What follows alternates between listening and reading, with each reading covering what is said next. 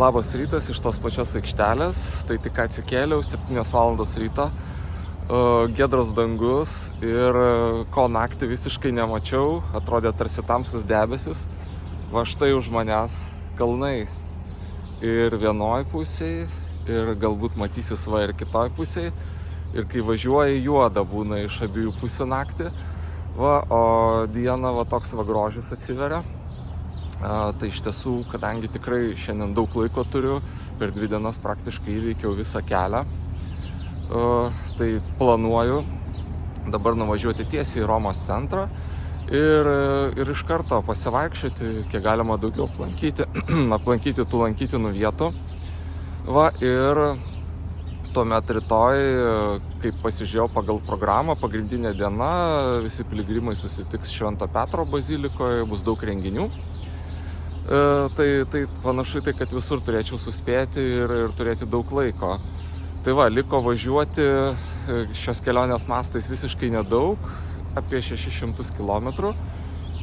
Tai galbūt ir tiek, tiesiog sėdu į automobilį ir judu tolyn, o vaizdai aplinkui yra nepakartojami ir viena iš gražiausių Europos šalių, dar Ispanija tokia pat nuostabi, bet Italija, ypatingai šiaurės, kas mėgsta kalnus, tai va dar kartelį pasižiūrėkit, kaip atrodo už manęs. Va tokie va vaizdai. Tai tiek tam kartui šiam rytui ir iki susitikimo netrukus jau kitoje vietoje.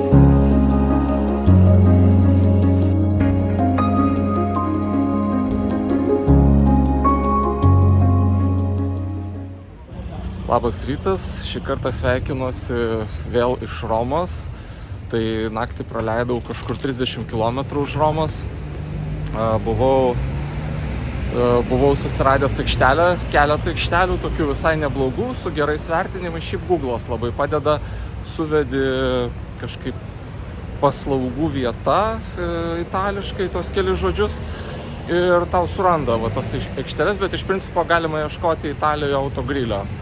Įvedė autogrill ir būna geros paslaugos, patogios vietos nakvojimui. Tai va, tai susiradau tą vietą, vakare nuvažiavau, dar tiesa reikėjo mokėti už kelią, nes teko autostradą šiek tiek pavažiuoti, tai sumokėjau 4 eurus, va tiek kainavo nakvynė, nu ir ten keli eurai kuras.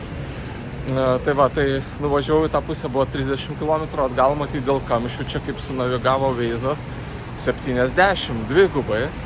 Ir virš valandos kelio, bet labai greitai nuvažiavau, kamščių praktiškai nebuvo iš viso. Tai va, tai nepasijautė tas atstumas, bet atgal, kai važiavau į Romą su Veizu, šiaip tikrai geriau naudoti Google Mapsus, nes buvo visiška tragedija. Buvo neįmanoma tiesiog susiorientuoti kažkokį viešbutį, galiausiai nuvažiavau ant kalno ten, kur vienos mašinos plotis ir dar autobusas ten pro šalį važiavo, žodžiu, reikėjo kažkokį kiemą įvažiuoti, žodžiu, su dideliais nuotykiais. Bet rezultate esu čia, va, ir kaip ir kol kas visa kelionė labai sėkminga. Ir dabar visiškai šalia esu Petro bazilikos, matyt vėl artėja pietų metas, tai vėl čia mašinų daugybė.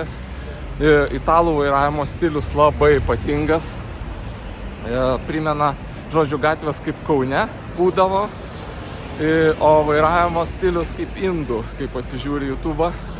Tai va, tai turi tikrai gerai mokėti vairuoti, nes jie spraudžiasi iš visų pusių, rodai, nerodai posūkį, kažkur bandai įsirikiuoti, niekur tavęs nepraleis, visur užspaus, užvažiuos, žodžiu.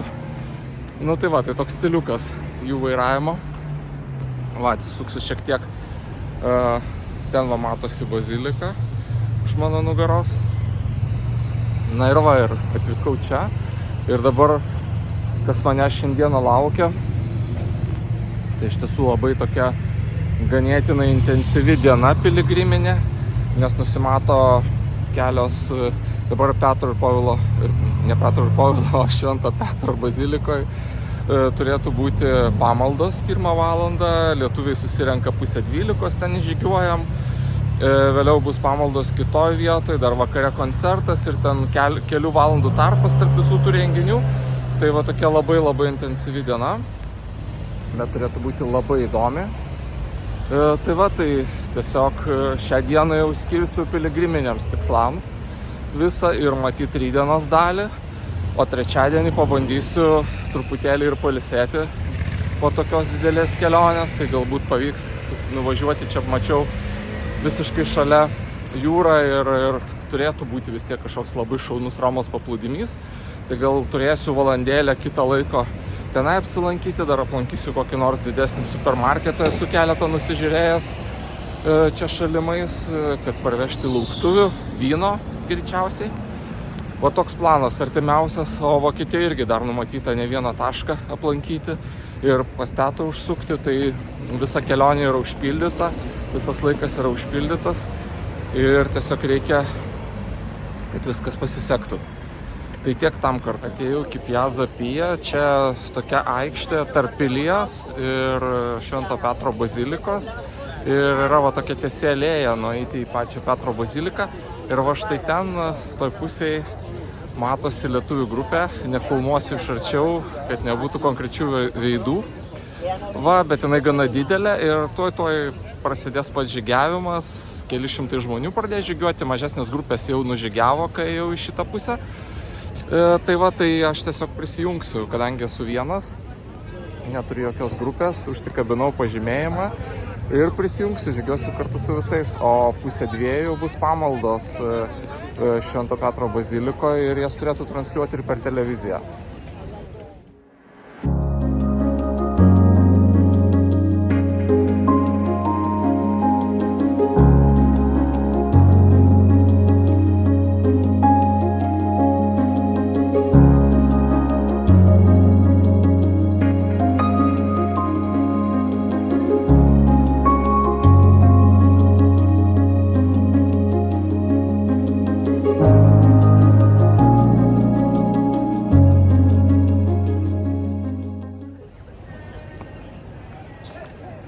Visiškai neseniai pasibaigė pamaldos Švento Petro bazilikoje. Va, ir tik spėjau labai trumpai užkasti ir lėkiu į kitą vietą, kurioje bus kitos pamaldos, užtarimo malda. Va, ir dar turėtų būti visai netoliese ir koncertas. Tai dar 2 renginiai, kurie manęs laukia šį vakarą.